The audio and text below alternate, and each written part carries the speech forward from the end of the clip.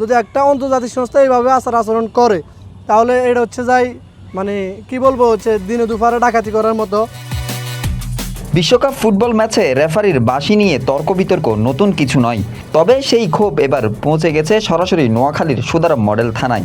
Argentina ও মিশরের ম্যাচে রেফারিংয়ে পক্ষপাতের অভিযোগ তুলে ফিফার সভাপতি থেকে শুরু করে ম্যাচ রেফারির বিরুদ্ধে লিখিত অভিযোগ দিয়েছেন মোহাম্মদ রাকিব নামের এক তরুণ। শুধু অভিযোগই নয়, দাবি করেছেন 5 কোটি টাকা ক্ষতিপূরণও। যারা ওই ম্যাচটা পরিচালনা করছে সবার নামে আমার ওই যে অভিযোগ, 3টা রেফারি এবং হচ্ছে যাই ফিফার প্রেসিডেন্ট ওনাদের নামে আমার অভিযোগটা, আমার আবেগে এবং ভালোবাসায় আমি এটা একটা ক্ষতিপূরণ দাবি করতেছি। ওনারা হচ্ছে যে আমাদের মানে কোটি কোটি মানুষের আবেগ নিয়ে খেলা করছে। বিশ্বকাপ দেখুন বায়োস্কোপ প্লাসে, সব নেটওয়ার্কে, সব ডিভাইসে। তার দাবি, রেফারি পক্ষপাতমূলক বা ভুল সিদ্ধান্ত না নিলে বিশ্বকাপ ম্যাচে তার প্রিয় দল মিশর আর্জেন্টিনার কাছে হারত না।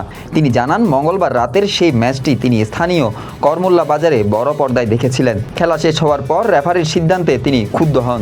পরদিন তিনি লিখিত অভিযোগ নিয়ে হাজির হন সুদারাম মডেল থানায়। যতটা ফুটবল বুঝি অতটাতে বুঝলাম যে এটা কোনোভাবে ফাউল হয় না এবং একটা গোল দেওয়ার পরে এটা ফাউল দেওয়ার কোনো নিয়ম আমি কখনো খুঁজে পাই নাই। শুধুমাত্র আর্জেন্টিনার পক্ষপাতিত্ব করার কারণে হচ্ছে যে ফিফা এই গোলটা বাতিল করেছে। মোহাম্মদ সালাহ গোল করতেছিল, সে জায়গার ব্যাপারে শুধু একটা ফাউল, যেটা কখনো ফাউল হয় না, সে ওই ফাউলটা দিয়ে ওই গোলটা মানে নিশ্চিত গোল শুধু শটটা হেরা নষ্ট করে দিচ্ছে।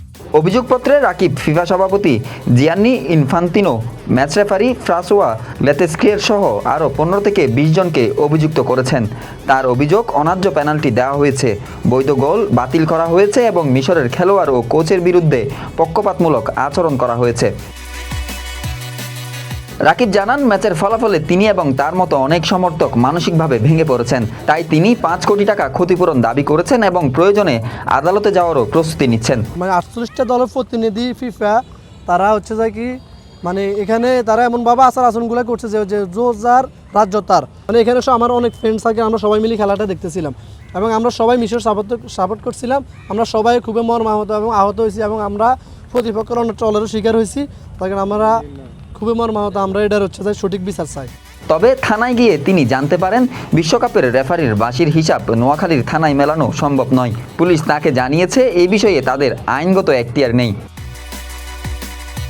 এদিকে সুদারাম মডেল থানার অফিসার ইনচার্জ মোহাম্মদ কামরুল ইসলাম জানান, অভিযোগকারী সত্যিই থানায় এসেছিলেন, তবে বিষয়টি স্থানীয় পুলিশের আওতার বাইরে হওয়ায় মামলা নেওয়া হয়নি। বিশ্বকাপে হার জিত নিয়ে সমর্থকদের আবেগ নতুন নয়, তবে ফিফার বিরুদ্ধে থানায় অভিযোগ আর ক্ষতিপূরণের দাবির এমন ঘটনা সামাজিক যোগাযোগ মাধ্যমেও বেশ আলোচনার জন্ম দিয়েছে।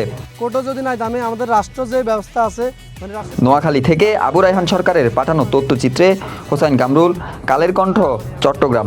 মানে এটার একটা সুষ্ঠু মানে বিচার পাই এবং হচ্ছে যে আমি আমার আবেগে এবং ভালোবাসায় আমি এটা একটা ক্ষতিপূরণ